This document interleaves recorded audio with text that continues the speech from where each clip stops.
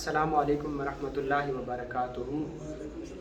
मैं डॉक्टर अमजद अली मशहदी सब्ज़वारी और आज की हम अपनी तरबियाती नशिस्त के अंदर जो हमारी आज की गुफ्तगू का महवर है वो है कि जादू में लफ्ज़ों का किरदार, जादू में अल्फाज का किरदार या अल्फाज का जादू क्या है, उसकी क्या हकीकत है।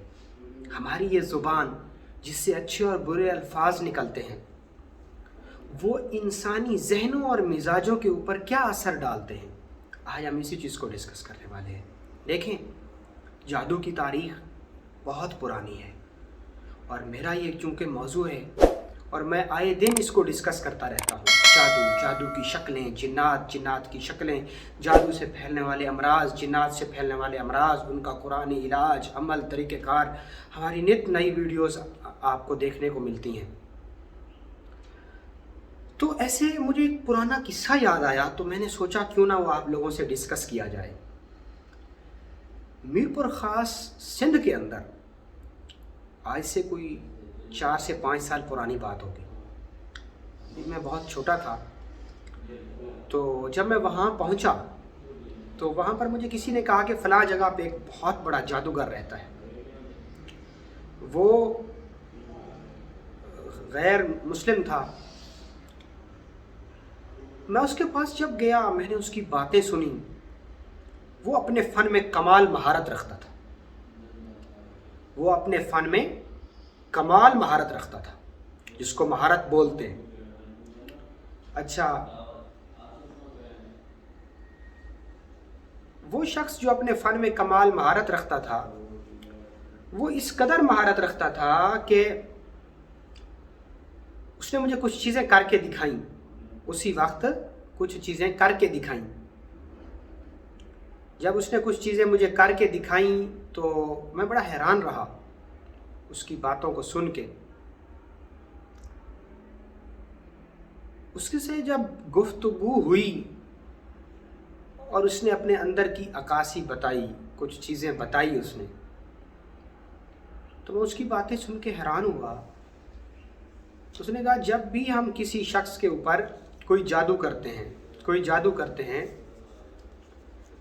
भी जादू करते हैं हम किसी शख्स के ऊपर, तो हम उसे जादू की जो इब्तदा करते हैं, जादू की जो हम इब्तदा करते हैं वो हम लफ्ज़ों के साथ करते हैं, वो हम लफ्ज़ों के साथ करते हैं।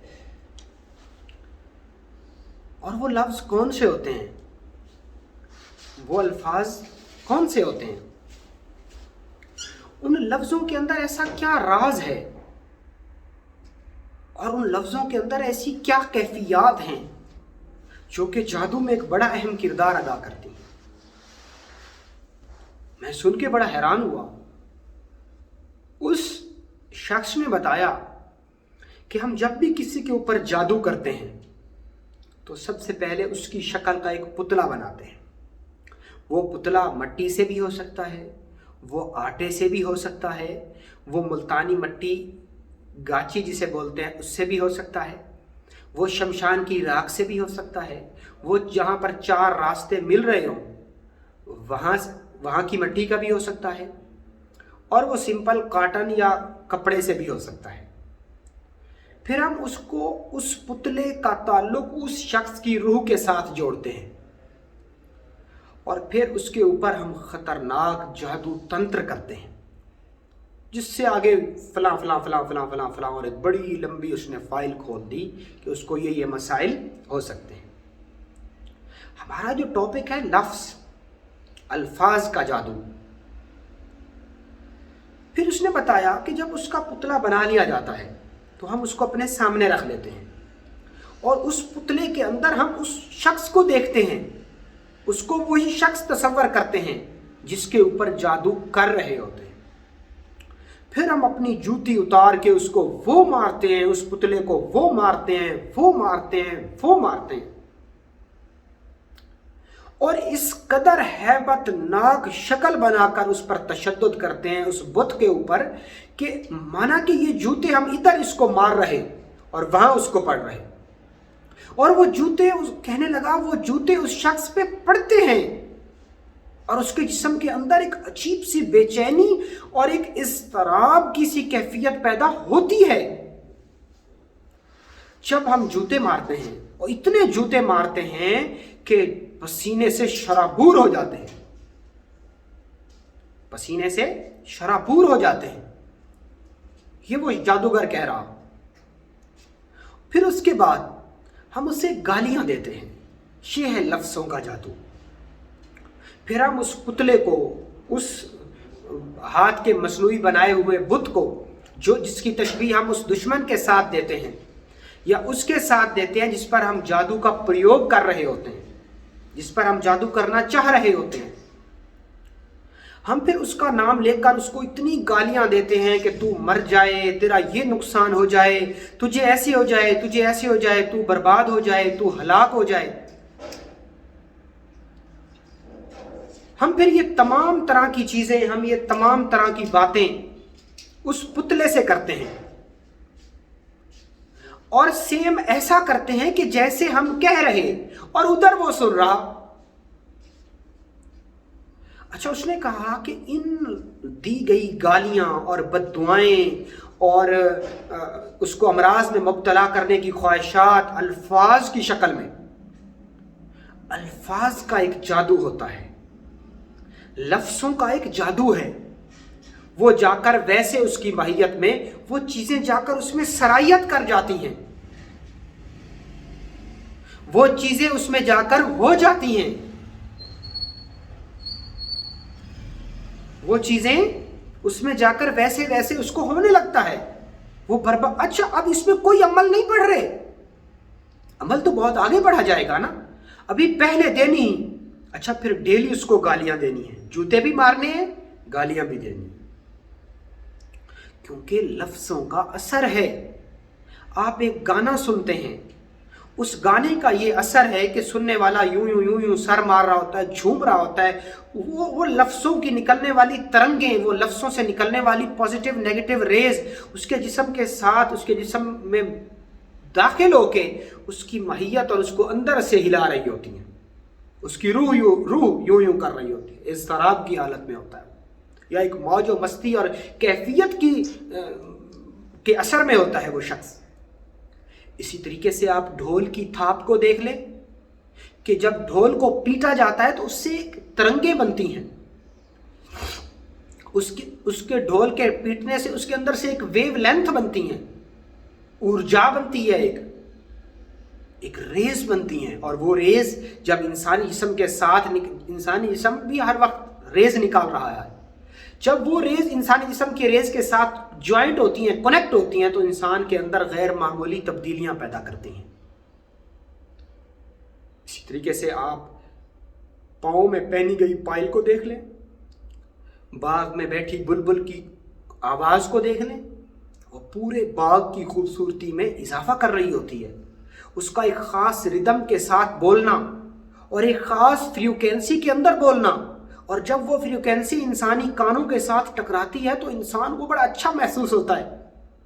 آپ اذان کی آواز دیکھ لیں، جب اہل ایمان، جب مومن کے کانوں میں وہ آواز پڑتی ہے، وہ دنیا داری کے تمام کام چھوڑ کے اللہ کی یاد کو دوڑ پڑتا ہے۔ ہے تو وہ آواز لفظ، الفاظ کا مرکب۔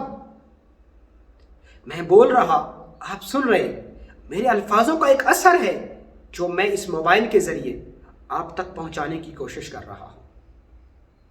اچھا، ان الفاظ کا اثر جو لے لے گا وہ ہمارے کارواں سورہ اخلاص کا حصہ بن جائے گا، وہ ہم سے جڑ جائے گا، اور جس کے اندر یہ چیز آلریڈی ہے ہی نہیں، جس کے اندر طلب ہی نہیں ہے، وہ اس کو محض مذائقہ خیز بات سمجھ کے اس کو چھوڑ دے گا۔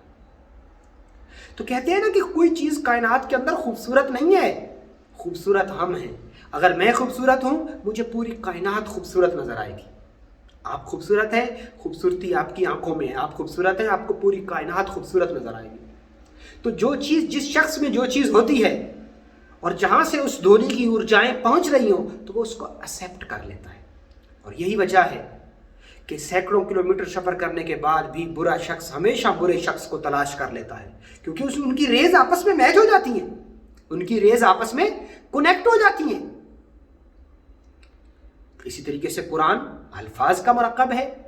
الفاظ ہے نا الف سے لے کر یا تک، اور پھر ہر لفظ جب اپنے صحیح مخارج اور صحیح مقام سے نکالا جاتا ہے تو وہ ایک خاص قسم کی ریز پیدا کرتا ہے، ایک خاص قسم کا نور کا ارجا کا حلا پیدا کرتا ہے، جو کہ انسانی جسم سے نکلنے والی ارجا کے ساتھ مل کر انسان کے اندر تبدیلیاں پیدا کرتا ہے.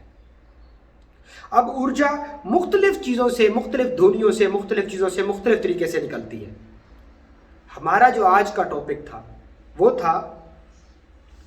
تھا صرف اور صرف اس کے اوپر، الفاظ کے اوپر،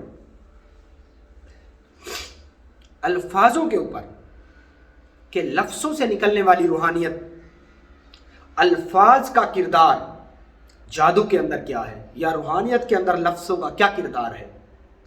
تو ہر لفظ ایک خاص قسم کا نور اپنے اندر رکھتا ہے، اور جب اس لفظ کو بار بار رپیٹ کیا جاتا ہے تو اس کا ایک نور بنتا ہے. اس کی خیر بھی بنتی ہے، اس کا شر بھی بنتا ہے. اگر آپ خیر والا لفظ پڑھ رہے ہیں، یعنی قرآن کی کوئی آیت شریف پڑھ رہے ہیں، کوئی اسم اعظم شریف پڑھ رہے ہیں، تو وہ خیر اور نور پیدا کرے گا. اگر آپ شر والے کوئی منتر جنتر ینتر تنتر پڑھ رہے ہیں تو وہ شر پیدا کرے گا، شر کی ارجا پیدا کرے گا. اب ہیں وہ لفظ ہی، ہیں وہ صرف الفاظ ہی. یہی بات ہے کہ نعت بھی الفاظ ہے، موسیقی بھی الفاظ ہے، تعریف بھی الفاظ ہے، اور گالی بھی الفاظ ہے، لیکن اثر سب کا الگ الگ ہے، اور سب کے اندر ارجا بھی الگ الگ ہے، اور ہر الفاظ سے نکلنے والی ارجا کا اپنا الگ الگ ایک اثر ہے. تو جادو یا روحانیت یہ دو الگ الگ چیزیں ہیں. دونوں میں بھی الفاظ کا بہت گہرا تھا، الفاظ چھوڑیں سوچ کا بھی تعلق ہے. تو آج کی جو ہماری مختصر کلاس تھی وہ تھی لفظوں کا اثر، خواہ روحانیت ہو یا خواہ جادو ہو. تو دونوں میں ان کا ایک خاص قسم کا اثر اور ایفیکٹ ہے. بہت شکریہ. اگر آپ کا اسی نشست کے متعلق یا ویسے کوئی روحانی یا جسمانی آپ مجھ سے کوئی مشورہ چاہتے ہیں تو آپ ہماری اسی ویڈیو کے کامنٹ سیکشن میں اپنے سوال کو لکھیے، اور پھر صبر کیجئے تو آپ کے ہمارے سلسلہ سوالات کے جوابات میں آپ کے سوال کا جواب ضرور شامل کیا جائے گا. بہت شکریہ. السلام علیکم.